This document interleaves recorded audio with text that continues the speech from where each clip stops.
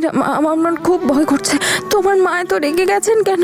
উনি বাড়ির সবাই তোমার উপর খুব রেগে গেছে। আমাদের তো আজ বিয়ে হলো, বিয়ের দিন তো সবাই খুব খুশি হয়, নাচে গান করে মিষ্টি খায়।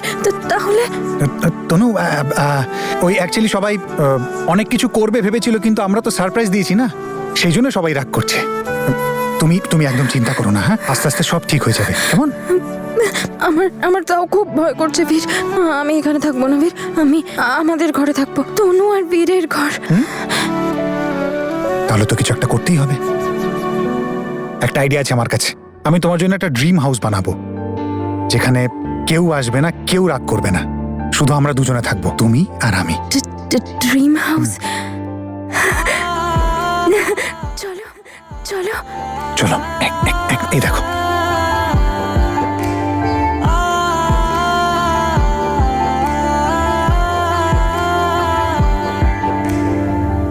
বিয়ের পর আজ ওদের প্রথম দিন। তুমি ওর মা, এমন না হয় যে এই শুভ দিনে অশুভ কিছু ঘটে যাক। আর তুমি ভেবে দেখো, যে সম্পর্ক ওপরওয়ালা ভাঙতে পারেননি, তা আমরা ভাঙবো কি করে? জীবন কত খেলা খেলেছে আমার মেয়েটার সঙ্গে, তাই হয়তো উপরওয়ালা বীরকে উপহার হিসেবে দিয়েছে। আমার মনে হয় আমার তনু খুব তাড়াতাড়ি ভালো হয়ে যাবে। লোকে ঠিকই বলে, নিজের স্বার্থের জন্য সবাই সবকিছু করতে পারে। কি বলছো তুমি দিদি? ওদের পরিবারটা নষ্ট হয়ে গেল, ছেলেটার জীবনটা নষ্ট হয়ে গেল, আর এসব তনু উপহার হিসেবে পেয়েছে বলে মনে হচ্ছে তোর? সেই মাকে গিয়ে জিজ্ঞেস কর, যার ছেলেকে তোর মানসিকভাবে অসুস্থ মেয়েকে আঁচলে বেঁধে নিয়ে ঘুরতে হবে। ব্যাস চুপ করুন বৌদি, বারবার আমার মেয়ের অসুস্থতার কথা বলার কোনো প্রয়োজন নেই। আমি স্বীকার করছি, যা কিছু হয়েছে সেটা তনুর পক্ষে ভালো হয়েছে, কিন্তু এ ঘটনা না ঘটলেই ভালো হতো। কিন্তু আমরা তো বীরকে বলিও নি, আর বীরও আমাদের জিজ্ঞাসা করেনি। কিন্তু যখন ওকে বিয়ে করে বাড়িতে নিয়েই চলে এসেছে, তখন রাজি হওয়া ছাড়া আমাদের কাছে রাস্তা কি ছিল? বাহ রূপঙ্কর বাহ, বড় বড় কথা তো এখন বলবেই তুমি। কিছু করতেই হলো না, আর মেয়েরও বিয়ে হয়ে গেল। অন্য কার কি হলো তাতে বয়েই গেল। তুমি ভুলে গেলে রূপঙ্কর, বীরের জ্যাসমিনকে বিয়ে করার কথা ছিল। ওর বাচ্চার বাবা হয়ে সুখে সংসার করার কথা ছিল। তবে তোদের দুজনের আর কি? তনুর জীবন তো সেট হয়ে গেল, আর জ্যাসমিনের তার যা খুশি হোক। না দিদি, বীর স্বামীর কর্তব্য পালন করবে, কিন্তু তনু স্ত্রীর কর্তব্য পালন করতে পারবে কি? এক তনুর জন্য বীর দুটো পরিবারকে শেষ করে দিল।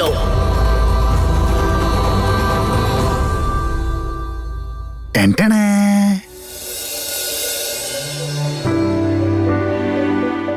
এটা হলো আমাদের ড্রিম হাউস, পুরো আমাদের স্বপ্নের মতো না?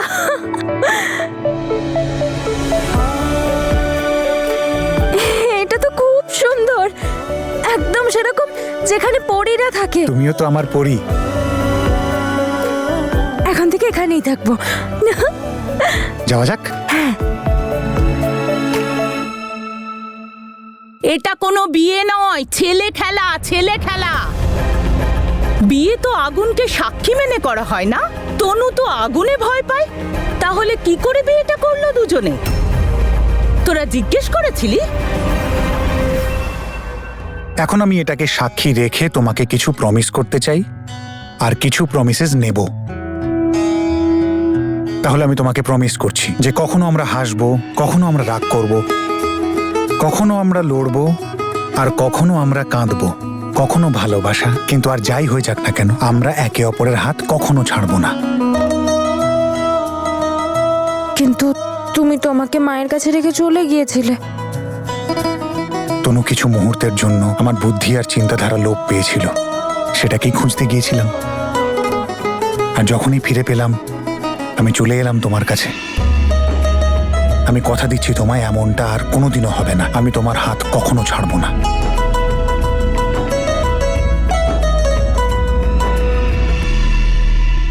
প্রতিজ্ঞা করা হয় সতী, আর সেটা পালনও করা হয়, তবেই বিয়েটা সম্পূর্ণ হয়। যে সামান্য চুলটা বাঁধতে পারে না, সে বিয়ের গুরুত্ব কি করে বুঝবে? তুমি আমাকে প্রমিস করো যে তুমি আমাকে রোজ ঘুরতে নিয়ে যাবে, আমাকে চুরকি কিনে দেবে, চুড়ি টিপ সব কিনে দেবে, জিলিপিও খাওয়াবে, আর রোজ আমার বিনুনিও বেঁধে দেবে। প্রমিস করো।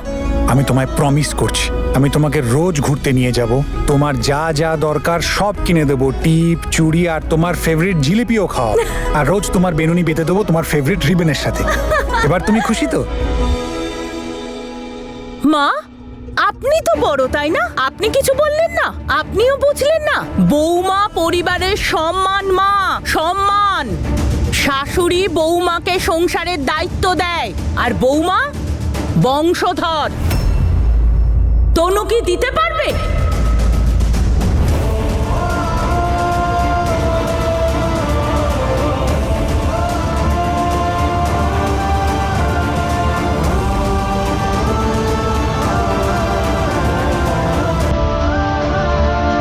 চলো এবার দ্বিতীয় প্রমিস।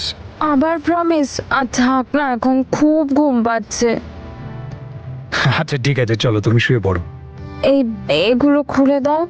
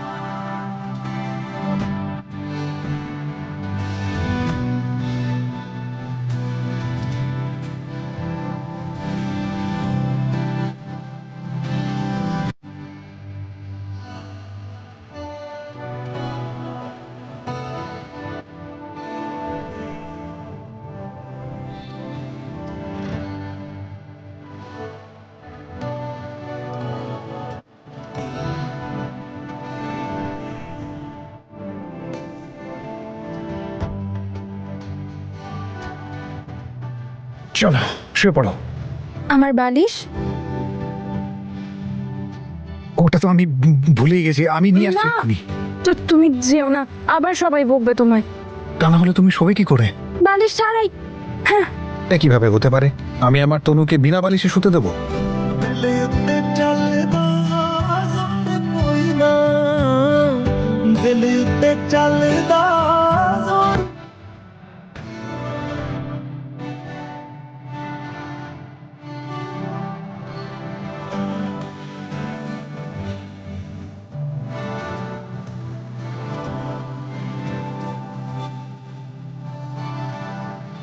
কথা ছিল জ্যাসমিনের বাচ্চার দায়িত্ব নেবে ও, আর এখন তনুকে বাবা মায়ের মতো ঘুম পাড়ানি গান শোনাবে। এটাকে তোমরা বিয়ে বলছো? আরে এই বিয়েটা তো আইনত সিদ্ধ নয়।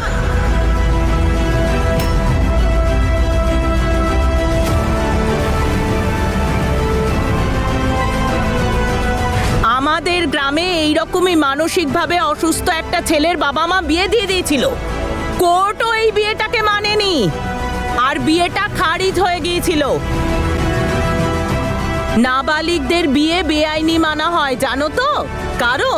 কারণ তারা বোঝে না। সেই জন্য মানসিকভাবে অসুস্থ মানুষদের বিয়েটাকে আইনত মানা হয় না। তাই জন্যই এই ধরনের বিয়ে আইনের চোখে অপরাধ, বুঝলে? তাই বলছি এই বিয়েটা বিয়ে নয়, এটা ছেলে খেলা।